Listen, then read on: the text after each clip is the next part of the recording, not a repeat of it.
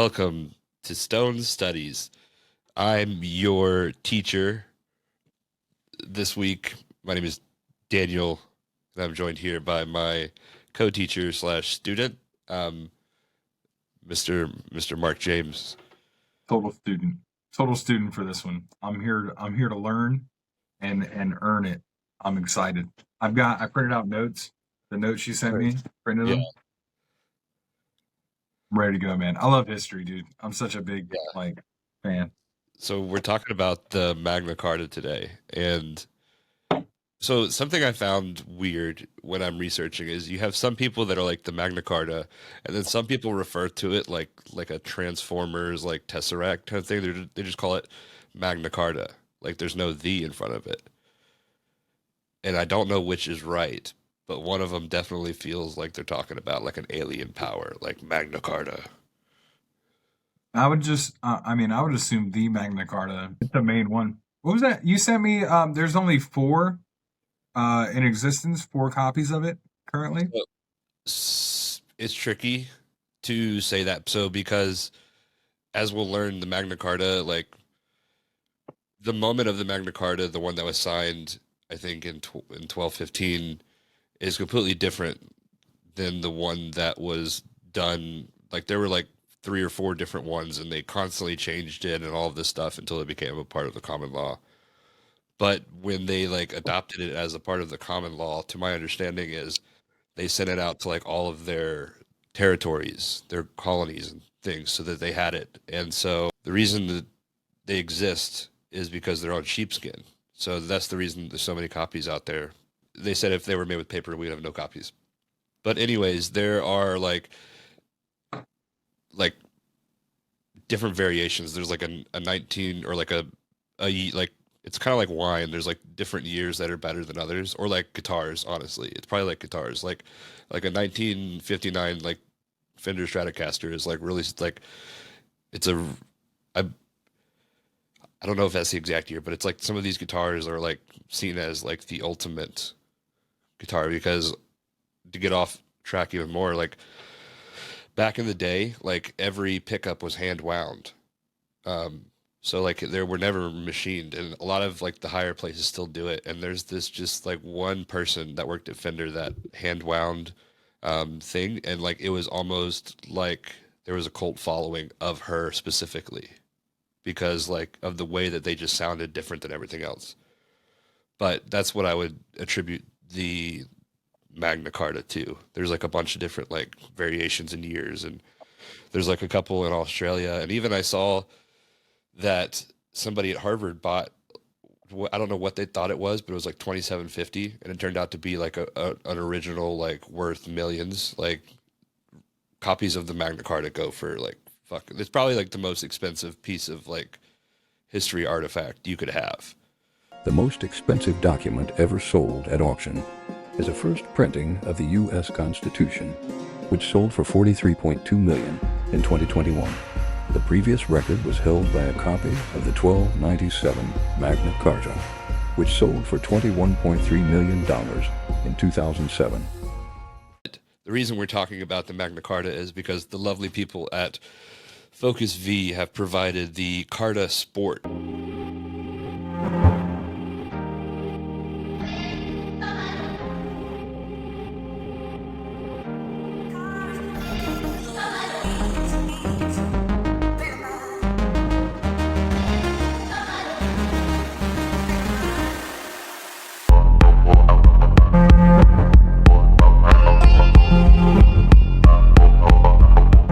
Is a dab rig. It has an app, which is really cool. But what I really like about it is, oh, look at that. I need to clean it. Good thing is, like everything pops out so you can clean it. Like I know you have the bomb, and I don't know if you've tried to clean that, but like it can get a bit of a headache to kind of get in there. You can unscrew this, and then you take out the core right here, and you can just clean it as is, which is really nice because fucking dabs are messy. Another thing I like about it, it's like a small thing, but it comes with this like little cap, which means that I could take it, put it in the bag with water, pack a couple jars, and like go out into the world and have a successful dab session, which is hard to do on the go. And then they also have this saber, which is cool. 1, 2, 3, flashlight. 1, 2, 3. That's pretty nifty. Yeah, but it's really great so far. It's going to be presented by Focus V in the CARTA Sport. This is the teal colorway, and I am smoking tonight, or I already did. Super Boof from Fresh. Almost, it's from BB. Is that what you're doing as well? Yeah. This stuff, it's by Botanical Bliss, Lifted and Gifted. This stuff, like,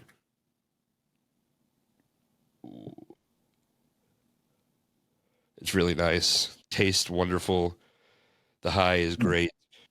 It's one of those jars I could just smell for a good old long time. To be honest with you, I don't know much about fresh press. I'm guessing it has something to do with the freshness of the press. But it's amazing. It's delicious. It melts down. It smokes easy, and it smokes easily out of the Focus V CARTA Sport. When you're here, you're family. But no, this is really nice. It's got this like glass nail here. It's super easy. It does kind of come off a little bit, but it's got an app you could use with it and track your dabs. Yeah, shouts them out. Let's get down to business. Today's lesson, the Magna Carta. Before we did this, my extent of the knowledge of the Magna Carta was that it was just like the birthplace document for like all of democracy. Like, this is everything goes back to this, but I didn't understand like the significance of it, and I definitely didn't understand the story and just the craziness and messiness of it all. But what about you? I knew the Jay-Z album. That was pretty good.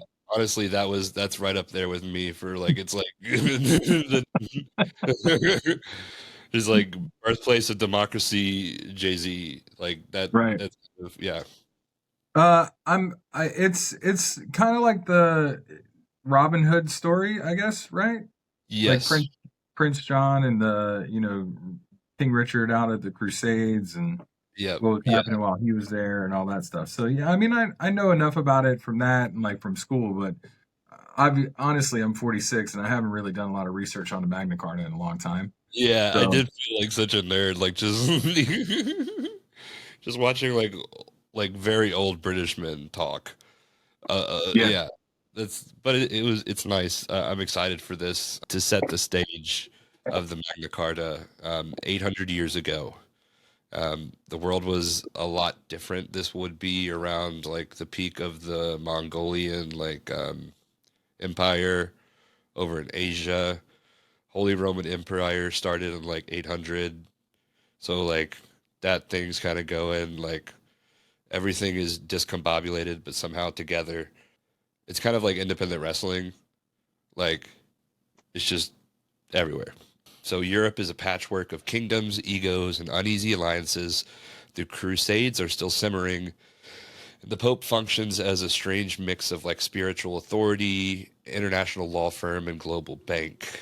And at this time, sitting on the throne of England is King John. I had never heard of King John before this. Like, when they said it, like, it almost didn't seem believable. Like, because it's just like a weird name for a king.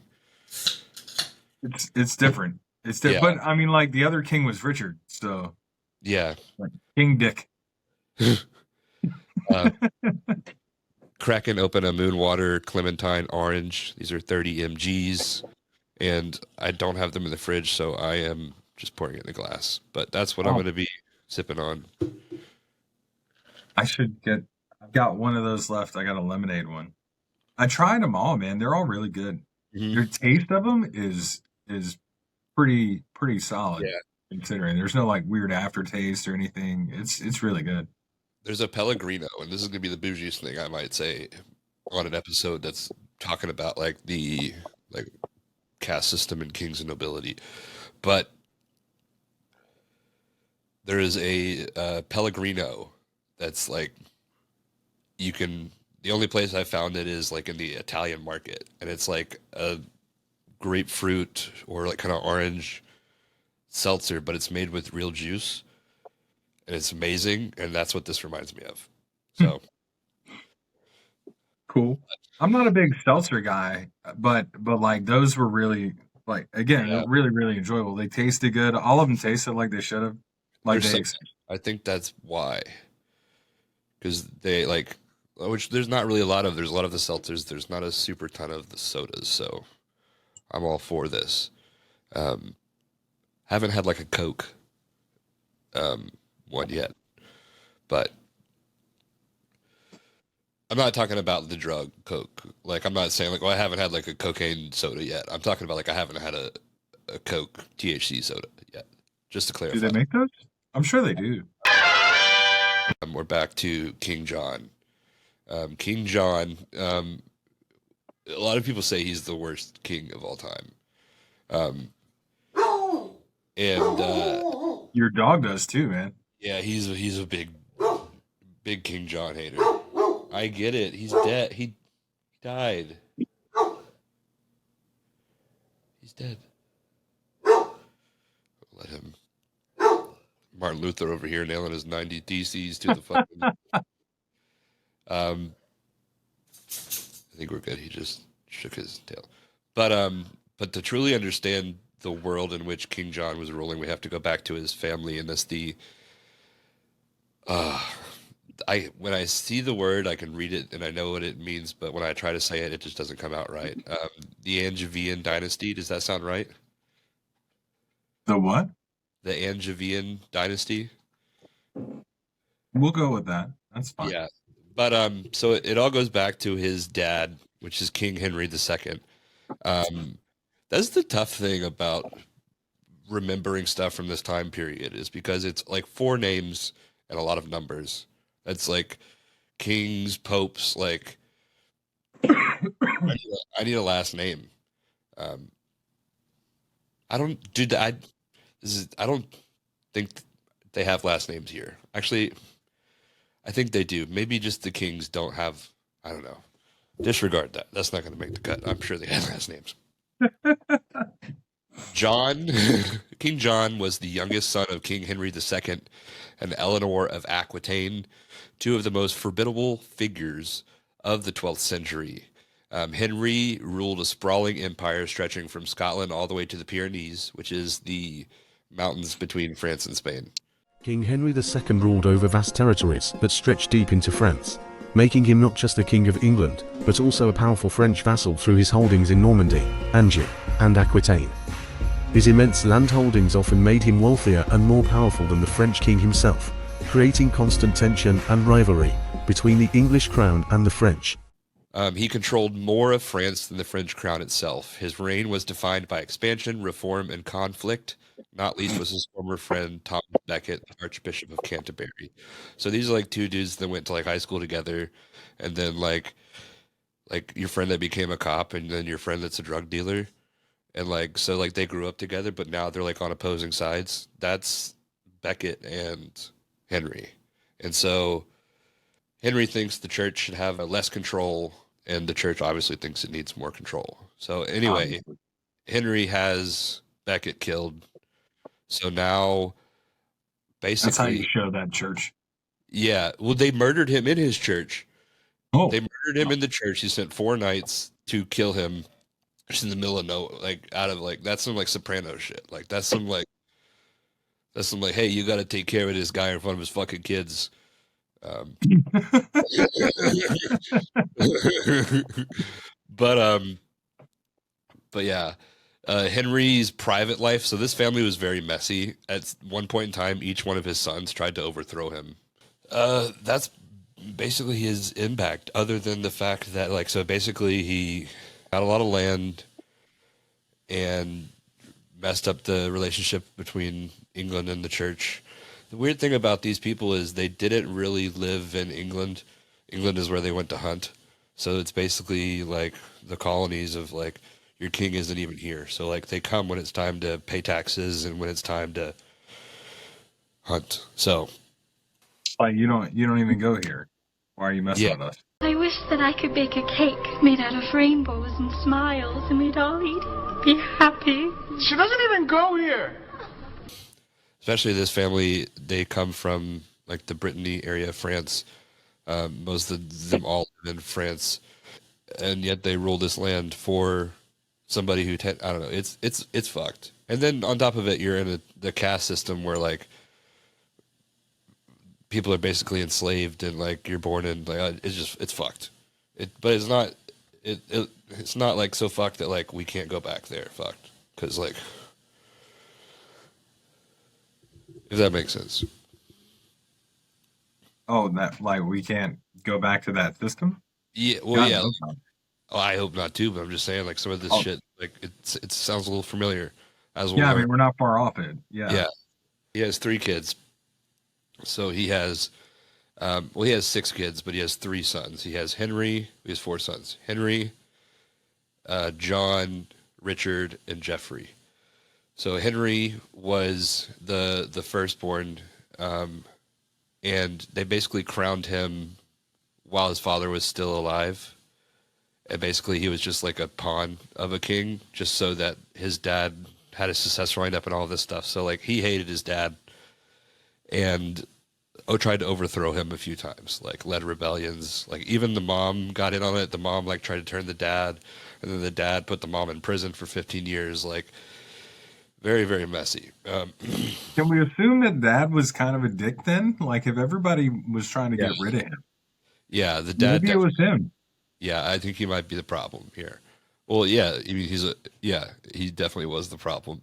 Like some of like, it's hard to factor in upbringing and how some of these people are, but like some of these people are just so unredeemable as people, and I don't think there's really very many people in this story who are redeemable at the end of the day, because it's basically like the upper middle class fighting the elite, like, but like they don't give a fuck about the poor.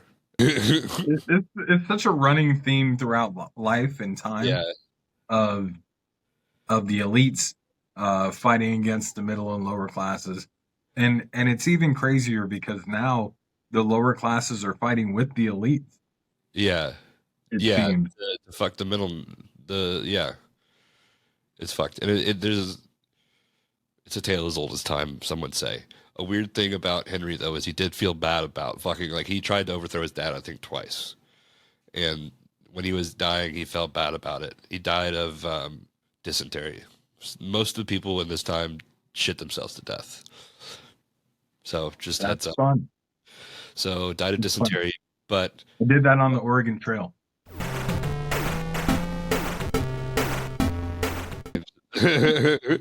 so, as like a weird fucked up religious thing, there's this thing called hair shirts. Have you ever heard of them? No. So these are shirts that were made for people who felt like they needed to like pay penance, and they're these really scratchy shirts made of like, and they're designed to make you uncomfortable, and like, and people wear it. There are even some instances where people had metal spikes sewn into them, just like weird cult shit. But he requested to be buried in one because he felt bad. Yeah, that's how you show yourself. So that is the first son. That is Henry. Then we go to Richard II, the Lionheart, Henry's 3rd son. Oh, yeah. Will he be okay? So there is another son that theoretically would kind of be in line. It's Jeffrey II, Jeffrey with the G. So this dude got really into France. He married into the ducal line. And so basically he just like was like, I'm just going to take care of my shit in my yard in my territory. And he like didn't really have any ambitions, but at some point he did try to help, betray his father at some point. So like everybody comes around. Yeah. Did he die of dysentery also? No, he died in a, a tournament, a jousting tournament accident. Oh, okay. 'Cause So you said he was taking care of his shit in his yard, and I was like, if he died of dysentery, then he yeah, wasn't. none of these, no members of this family. I don't know exactly how the OG died. I just know that he did. But nobody has like a really like brave death, which is kind of, they're all like very kind of, I wouldn't say humorous, but they're like very anticlimactic. I feel like that's most people though. Like, Yeah, there's always this dream of some crazy death or some shit, but it's really like yeah, them sitting somewhere, just heart attack, yeah. whatever. Yeah, it's weird though, like when you have people like Richard, who's the Lionheart, um, and he was a military genius, and he was like super into the Crusades. So the Crusades are fucked too. Dude, I read that what they would do, which is so fucking similar to today, is they would, um, so for those who don't know, the Crusades were the Christian mission to basically eradicate the Muslims, like real fucking bad shit that gets overlooked and has a really cool name and people call like, yeah.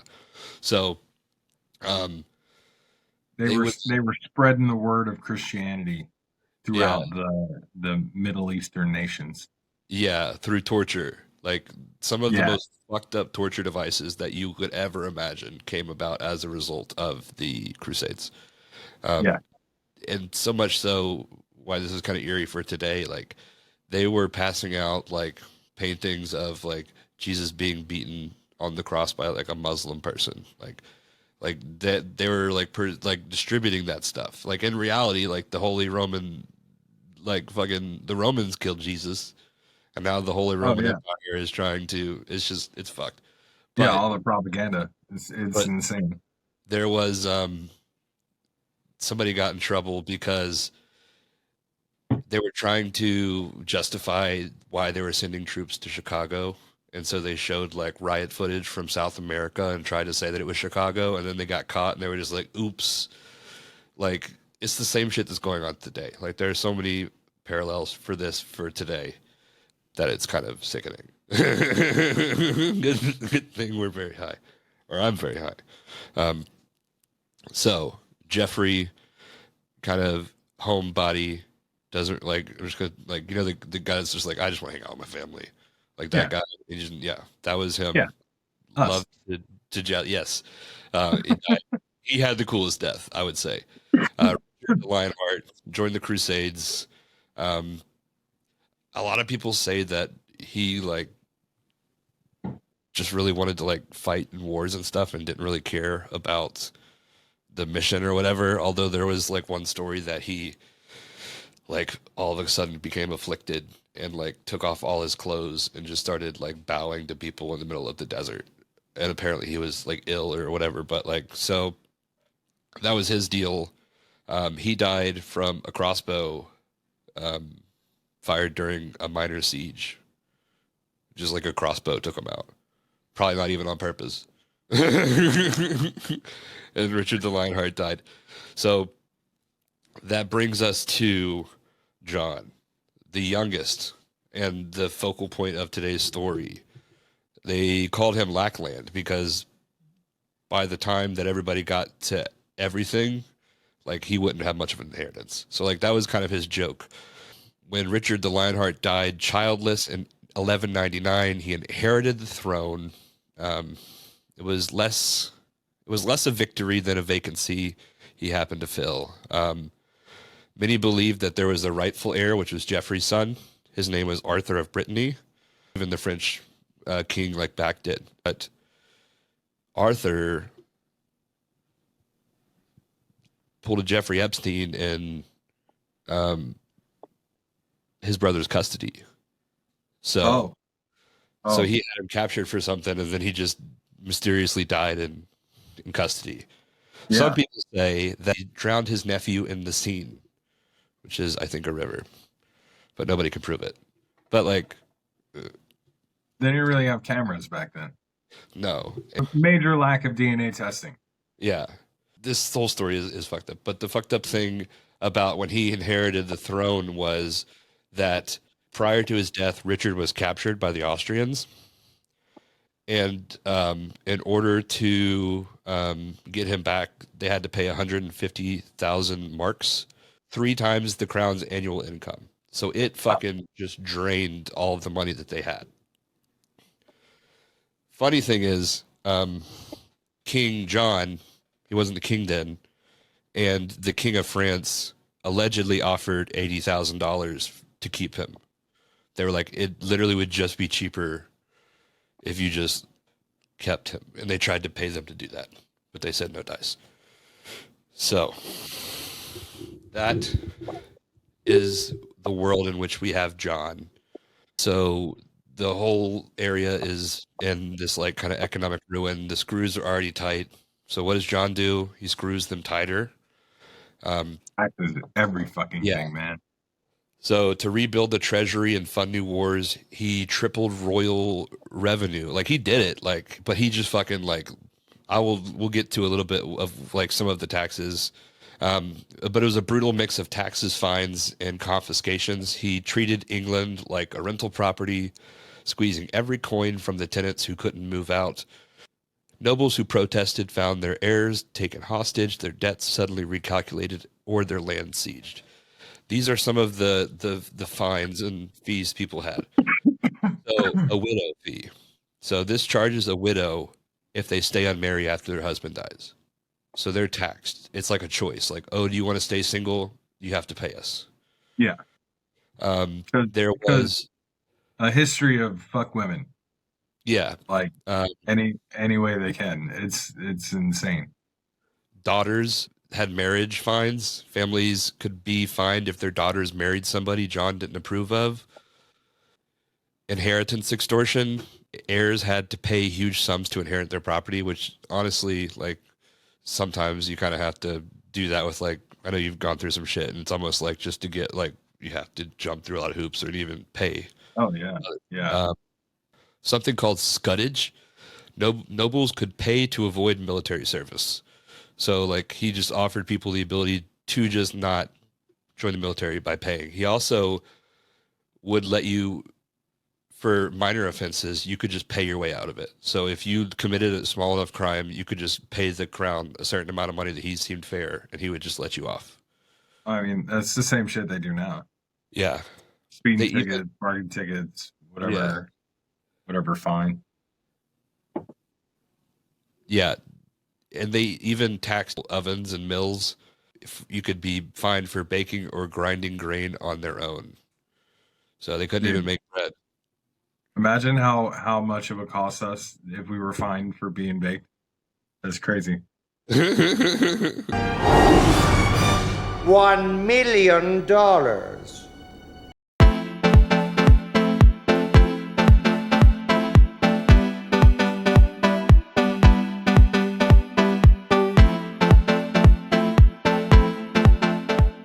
John got into a little argument with the church. John has a history of a weird relationship with the church, and the church has a weird relationship with all the people at this point in time. But when they challenged his authority over who should be the Archbishop of Canterbury, John refused to recognize the Pope's choice, and as a result, England was placed under indirect, which basically means the entire kingdom was excommunicated from the church. No baptisms, no weddings, no last rites could be had. That's crazy. Yeah. And in order to get them back, he had to surrender England to the Pope as papal fief. He had to, like, basically rent his own kingdom from the church for protection, like the mob. It's history. History tells you so much that the world tries not to. And when, like, you really go back and look into it, and you see what the call there's like a common denominator in so many things in the world, all over. But anyway, yeah, it's fucked. The Catholic Church is so corrupt at this point in time. Like, it's insane. It's corrupt now, but, like, it was, like, literally like fucking Tony Soprano level corrupt back in the day. Oh, they ran the world, man. Yeah, the Vatican was it. Yeah, and the Pope was the guy. This pissed off the barons. The barons are basically like, do you ever watch Game of Thrones? Yeah. So this is like House Stark and like House, like all of these like people like they're basically the backbone of your community, and at a certain point, once you piss them off enough, they're going to start to get mad. And so they got really mad at this because basically this guy sold their shit to the church like a foreign power. It's basically like, okay, now they're in control. It's like if like your landlord like sold your house and all of a sudden you just have like the world's shittiest landlord. Yeah. They're mad. So there's like this brewing with the barons of them just kind of getting tired with him, and he's taxing them and he's doing all of this stuff. Bear in mind, the barons did like own people. They weren't like, this isn't like the Robin Hood like level of people. These are still like not great people, but they are like the protagonist in the story in a way. So he's trying to tax all these people because he wants to get all this land that he lost to the French. Remember, he had to offer like do all this stuff. So he's like trying to get back to land, which is funny that his name is John Lackland because he just like literally shit the bed so bad and lost all of the land that they had in France. So he like rallies the barons for money. And have you seen The Producers? Yes. You know, like the beginning song where he's like trying to putting the old lady, like he's sleeping with the old ladies for funding. Yeah. Yeah. That's I think so. kind of the feel of it, but it doesn't seem very consensual in this sense because he's just like, I'm like, you give me your money, I'm gonna tax the fuck out of you, like all of this stuff. So it's not a pretty picture. They had this big plan of attack, multi-level attack across the north and south of Brittany. It's called the Battle of the Bovines. The Battle of the Bovines was the turning point in King John of England's disastrous attempt to reclaim his lost French territories. John had formed an alliance with Emperor Otto and other continental nobles to strike King Philip II of France from two sides. But while John's southern offensive collapsed after a failed siege, Otto's northern army was crushed at Bouvines. Philippe's victory not only secured his dominance in France, but also destroyed John's hopes of regaining his lands. The army scattered, his reputation imploded, and then people started calling him John Soft Sword, like, which is fucking funny. Like, yeah. So he comes back to England. He's broke, humiliated, and so he's turning again to the barons, demanding more money to rebuild his army. And this time they were just like, no, fuck that. I think I always thought it was interesting how they could come together as a group to fight against the crazy overlord guy back in the day, and like they all like just how they designed all the laws involved in it were really interesting. Shit. No, I'm sorry. I'm really stoned right now, so I'm trying to remember. It's okay. So the rebellion didn't spark overnight, and it eventually became like a series of civil wars across his reign. Yeah. They had like quiet meetings, kind of like the Revolutionary War, where they're like sneaking around like over nightlight. They've got the British are coming, the British, like it's very similar in like kind of a story where like grown up learning a lot more of that. Because you can't be out in the open about a rebellion. Yeah, no. So they're planning, and I wrote here, let's be clear, these are all still rich bros who own people. So they are the lesser of two evils in this story, but they are still all bad boys. Just to remember. It's the Tucker Carlsons and Marjorie Taylor Greens of the world. Yeah. That are like, yeah, they're saying some smart stuff right now. And like, yeah, sure. But remember, they did all this other really dumb shit back in the past. Yeah. So by the early 1215, they'd had enough. They all met in secret, first in the north and then in the Midlands. They like had these like rendezvous meetings where they like all, and then finally they swore an oath of mutual support at St. Edmund's Bury, which is like, I kind of think of like maybe Hogsmeade, like a strip of like, there's like a church and then there's little shops, and it's kind of like, I don't know. I that's what I took away from that. It's a cute picture, at least.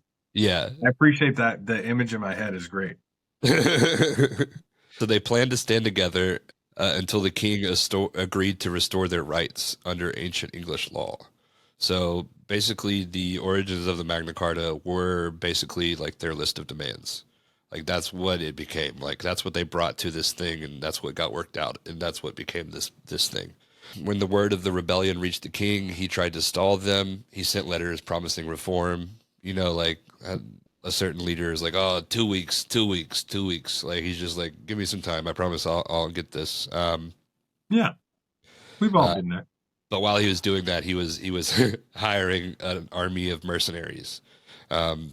So at this point in time, the barons weren't waiting anymore. They had a full-blown army, and they had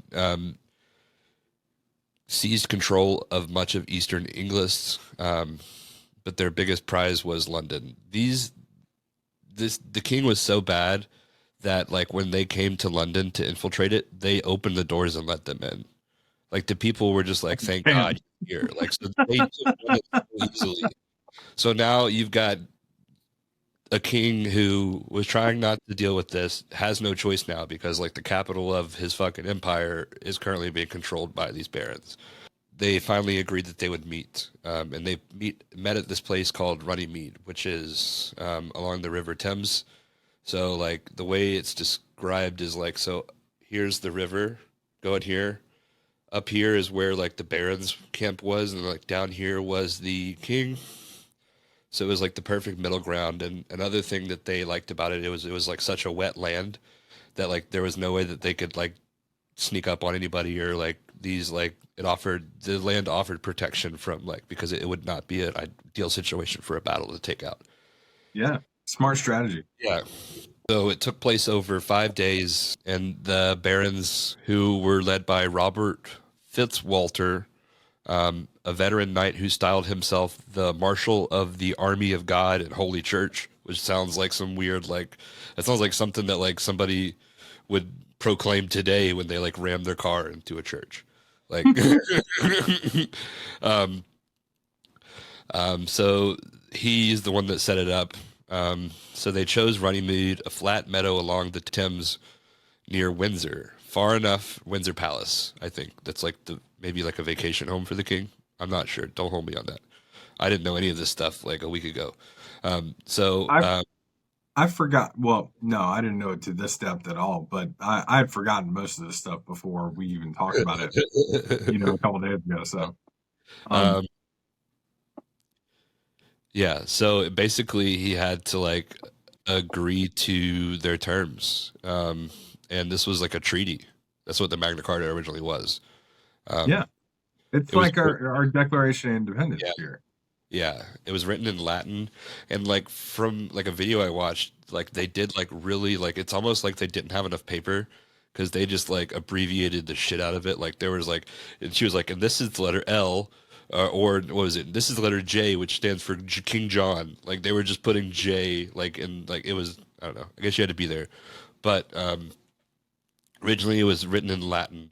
So like it just goes back to the idea Latin isn't necessarily the language of the common people. So like even this information that they're putting out, the poor people aren't going to be able to read it because they aren't educated. Fuck those poor people though. Yeah. Yeah. So like, all the time, dude. Yeah. There's the world isn't set up for people that struggle all the time. You know what I mean? No, like not at all. It's built to exploit them, in fact. Yeah. They are the fuel of the machine. And if you somebody's got to build the bridge, Daniel. Yeah. If you give your fuel the ability not to be fuel because it exploits them, then you don't have fuel. So it's a system as old as time that it's fucked. I never understood the like starving people into into respecting you thing. You know what I mean? Yeah. Or like threatening people into respecting you thing. It never made sense to me. No, then you're like King Jong-un, like for instance, like he has to know that like I guess if you're brainwashed enough, maybe there's like a certain population there that like maybe buy into all of it. but like the extent of like propaganda that they do, like he has to know that like people are just smiling at him so he doesn't shoot them. Like there's got to be like a void that doesn't fill. I don't know that he cares. You don't think Is he the cares? problem? He just wants No, to. Yeah, I because wouldn't care. everything in life is bright and shiny. You know, it's Yeah, all happy, and it's similar to other world leaders. Like if all you hear is that you're doing great, and the world's behind you, and everyone supports you all the time, then you're gonna think everything you're doing is the right thing. yeah, So and like you're not willing to listen to anyone else because your people are saying it. It happens all the time now in like friendship. It's the craziest shit. Like you just everyone thinks a certain way, or people don't take criticism the right way, and they have a falling out with somebody or whatever. But like when you're that high up in power, and we're seeing it in the government right now. Anyone that doesn't agree with the thoughts of this current regime, they're getting fired, they're getting knocked down from their positions, taken out of their jobs or whatever. yeah. You know, it's Uh, it's all the way, man. this is very a great way to lead into our next point. So with the Magna Carta, or Magna Carta, as some would say, it really limited royal power, protected the rights of the church and nobility, and introduced an idea that would outlive them all. This was Clause 39 in the original document. It says, no free man shall be seized or imprisoned except by lawful judgment of his equals or by the law of the land. And like that right there is kind of the birthplace of what everything kind of sprouted out of, because Magna Carta as it was changes so much, and there's so much that like to go like fast forward just a little bit, like so John signed this, agreed to everything, and then immediately goes and cries to Pope Innocent. I don't know which one of them, but like if you're naming yourself Innocent, like what the like, like what do you actually have? That's the most trust me, bro thing I've ever heard. But my name is Innocent. But he basically called him and he's like, dude, I fucked up. You've got to help me out. Like, so the Pope annulled it and declared it void because the fucking Pope is over everything. So within a couple weeks, the First Barons' War started. Basically, he went full General Sherman and just scorched the countryside, burning towns and laying waste to rebel lands. Chroniclers described a kingdom full of fire and blood, where the line between justice and vengeance had vanished completely. The barons basically invited King Prince Louis, who was King Philip's son, to be the king. They were just like, hey, this shit's going on. You want to be the king? So for a brief moment there, England had two kings.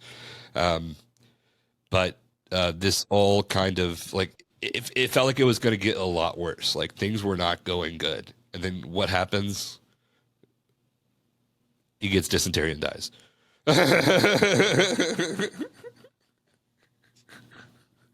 Like this could have been so much worse. But he apparently he got dysentery after eating unripe peaches. Like what a and a lot of people, I don't know who said it, but like chroniclers said it was God's final judgment for a lifetime of gluttony, like basically karma. That's fair. So that ended You earned that. Yeah. You earned that, dude. So he dies, and his son, who is like 9, is made. It's Henry III. There's so many Henrys. There's another King Henry in this story who is not related to any of these people. He was like a German king at this time, 12. So there's like multiple King Henrys, like real popular name. So his 9-year-old son inherited the throne, and basically, this dude. Have you seen Game of Thrones? Yes. I'm sure like Game of Thrones is probably based off this type of thing, so it's like the fucking dumbest way to explain it ever. But for me, this is, but it's like the hand of the king. So basically, he is the acting king while this 9-year-old, and he reissued a revised version of Magna Carta. He took out some of the more radical parts. Like there was a clause, it was clause 61. Let's see. It created a council of barons with the authority to hold the king accountable. Of like they could fucking kill him if he like they didn't like what he was doing. Like that's how over a barrel he was that he like signed that document. Yeah. Because I mean, like there's got to be some consequence for the guy at the top, or he's got unlimited power. Yeah. Yep. And perfect parallel to today, where it seems like there isn't any punishment at the top. This was 800 years ago. For those wondering why it seems so familiar. So, but Marshall, which is like, Marshall probably was also a bad guy, but he's like the best guy of the story. He like comes in, he's like, I know that if we don't do something, we're gonna have another civil war, and this thing's gonna get messy. So that's when he reissues the Magna Carta with some of the crazier stuff went out. So, but the spirit of what they were looking for in the first one was still there. And over time, the Magna Carta transformed from failed peace treaty to legal scripture. It was reissued, reinterpreted, and reimagined across generations. And by the 17th century, English jurists were treating it as the cornerstone of liberty, a medieval promise that government must serve law, not rule over it. Its fingerprints are everywhere in the U.S., the Constitution, the Bill of Rights, and every modern declaration of justice that exists. It insists authority must answer to the governed. At its core, it was about holding accountability, drawing a line between the governed and the governing. It established that authorities must have limits, and that the most powerful were bound by the same rules as everybody else. Oh yeah, man! Power to the people. Power to the people. So to kind of parallel to the stoned aspect to it, that principle that the Magna Carta created didn't just shape parliaments and constitution, it changed the entire Western idea of justice. Centuries later, the same tension plays out in modern law, especially in the realm of cannabis policy. The war on drugs created a legal landscape where punishment was arbitrary and enforcement was uneven, exactly the kind of thing that the Magna Carta was meant to prevent. Clause 39 says no man should be imprisoned except by the law of the land. The way the cannabis laws have been applied in the U.S. and abroad shows how far that ideal can still drift. One person builds a company on the same plan that put another person behind bars. It isn't morality, it's power, geography, and privilege. Like King John's barons, reformers and advocates have spent decades demanding a fair system, one that respects process, transparency, and even consent of the governed. Every legalization measure, every expungement campaign, every push for medical access is in spirit an echo of Runnymede. Ordinary people forcing authority to justify its power. The question hasn't changed how much in 800 years. What makes a law just? Back then, it was a king deciding who could live freely and who couldn't. Now it's the government deciding who can use a plant and who pays the price for it. So that's the Magna Carta. That was a great job, Daniel. Thank you. You're very thorough with that. I appreciate that. Yeah, it was very interesting. There was a lot of stuff that like I left out, or that didn't like make it. Like it's a crazy story. Everybody is doing something, and this is all at the same time where like Genghis Khan is doing his thing over in Asia. Like these are all happening at the same time in the same world. Yeah. Because there's always some kind of crazy motherfucker trying to take over somewhere. You know? Like people are so driven by power. There's always somebody that wants to rule everything. Yeah. So. And that's why King Henry had all 4 of his sons and his wife try to overthrow him. That's just crazy. Yeah. Y'all couldn't get along. Y'all were a family. Y'all couldn't talk. There wasn't one kid that was just like, nah, I really like dad. There's always one kid that likes dad. Right. Um, Who was the last one to try and overthrow him? Is my question. Who's the one that was like, and what was the final straw with that one? so I think it went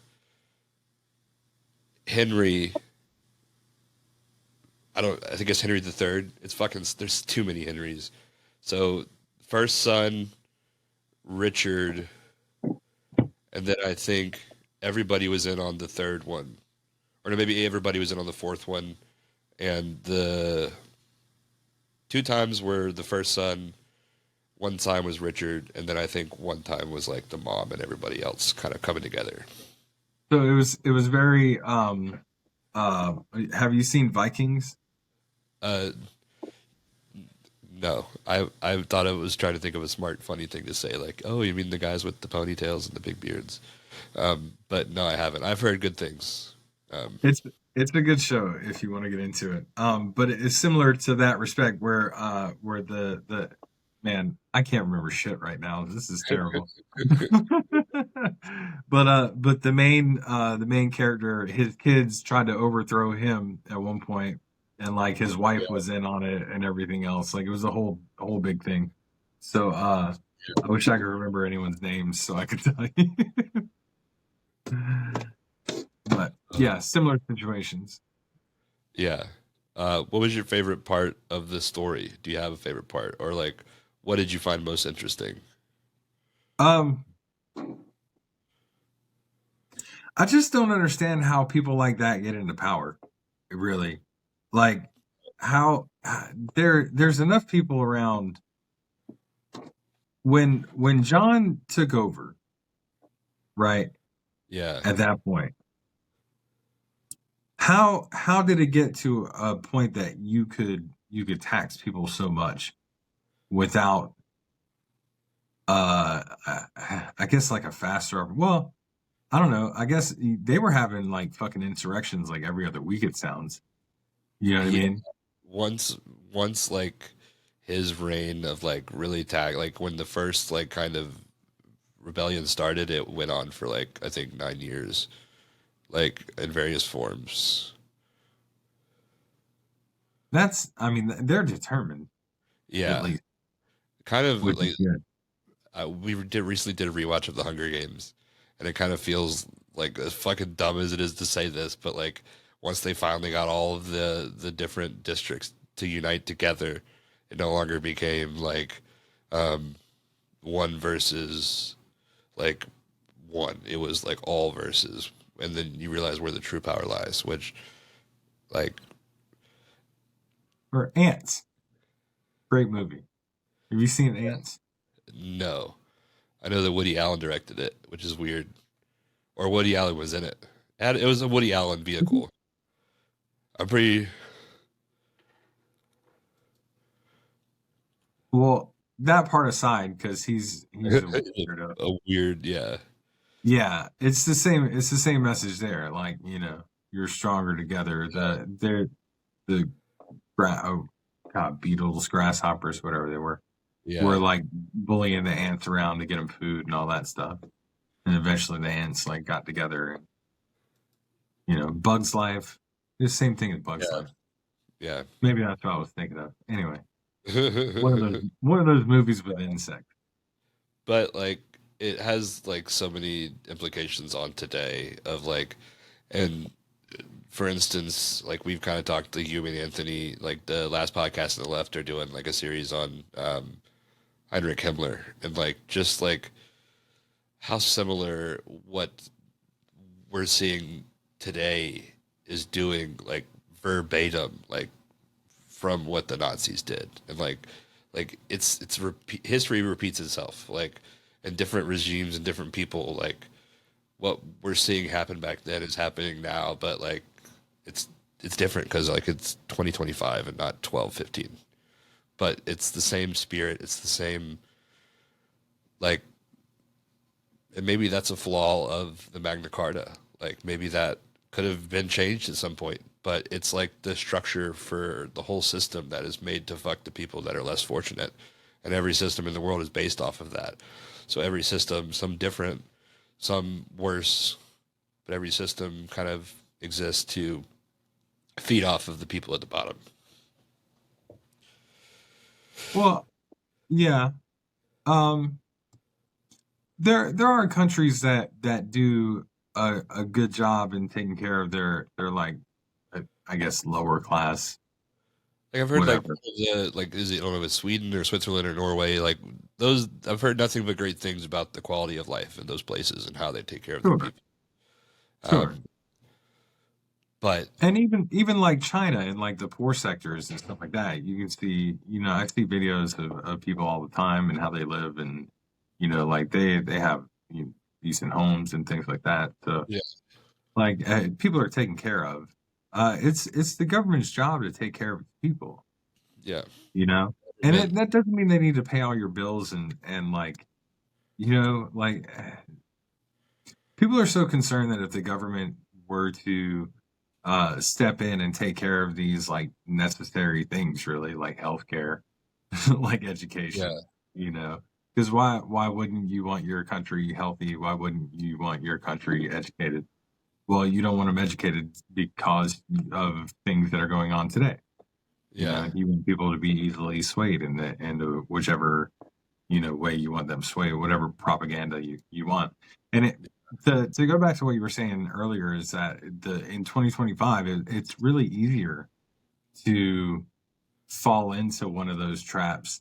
And like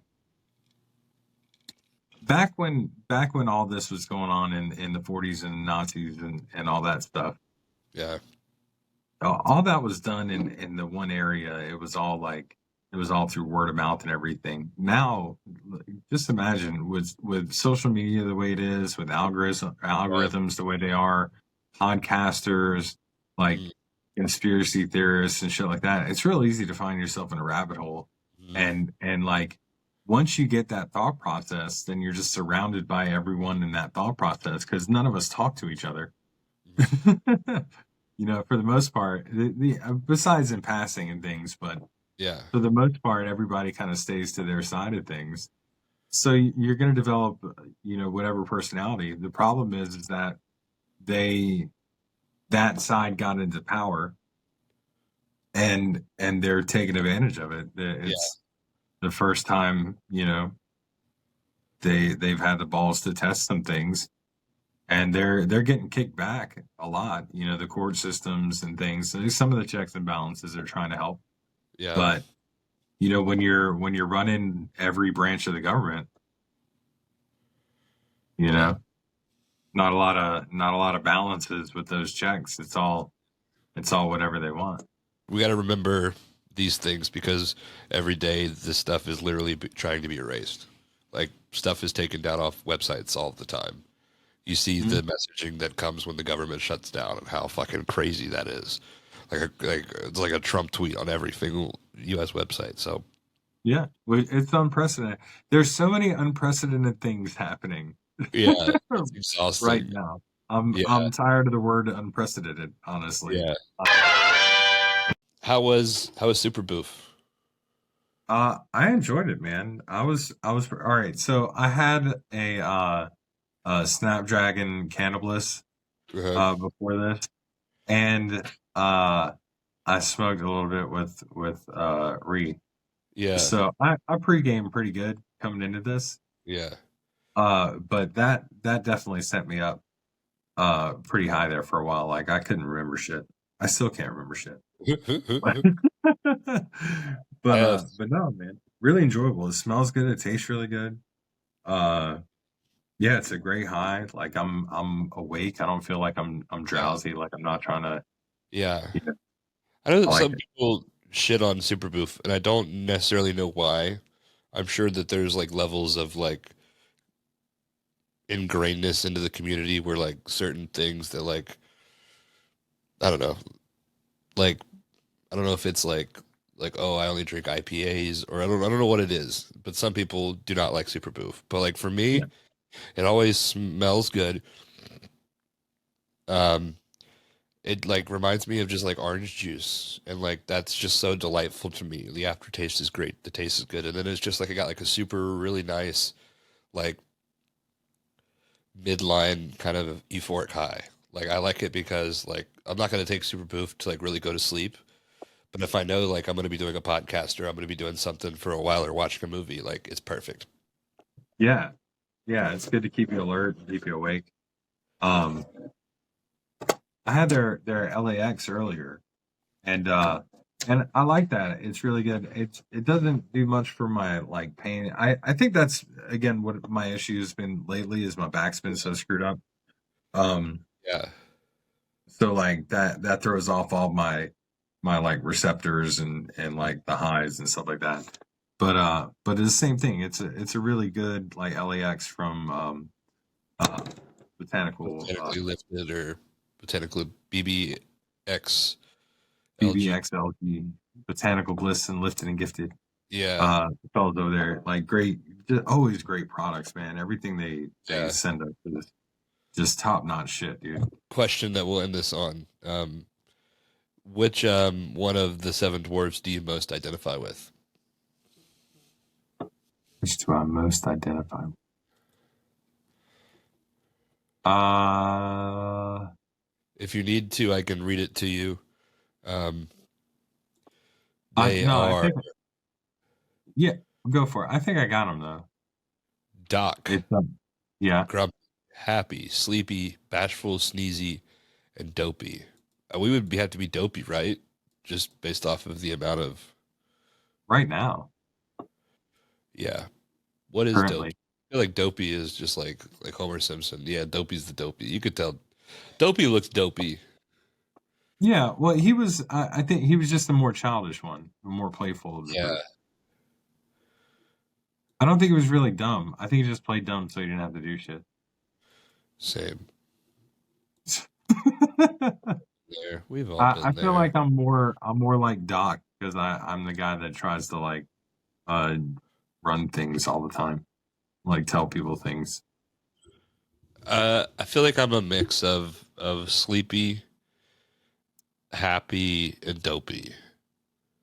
I That's feel fair. like they combine like we crossbreeded it and like went back and then like redid it and then you got me. Oh, did I forget Dopey? No, Dopey's in there. Yep. How high are you? Hi, how are you? This has been Stoned History Magna Carta. You have any preference on what we cover next? And the reason we covered this is because of the Carta Sport.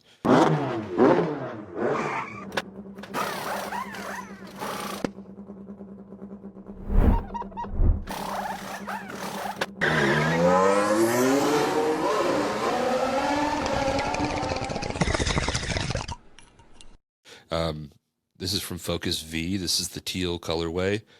A word I've never said until I entered the cannabis space, colorway. But this thing is super nice. It's grippable. You can, I mean, just like, but like you could use your hands and do it all. Like it has an app so you can like fine tune things if you want to and keep track like how many dabs you've done and like all of this stuff. Or you can set presets and just like, oh, the yellow is the temperature I'd like. It's like you could use it however you want to. It's super compact. It's got a travel case that comes with it. So you could keep a few of your favorite jars, some cleaning supplies. Also super easy to clean because it has the little removable part right here. It's like the core or something is what they call it. Basically, like it makes it really easy to keep it clean because it's sticky, it's messy. And Yeah, all this stuff gets real messy. And then they have the saber that you can get with it, which I need to get you a hot knife because it's a game changer. Because it's sticky, like, but it just goes to show that like potheads are geniuses, but only for things that they like. Like they're gonna apply things to like make their life and their community's lives better. which goes And why back wouldn't? which goes back Why? to the Magna Carta.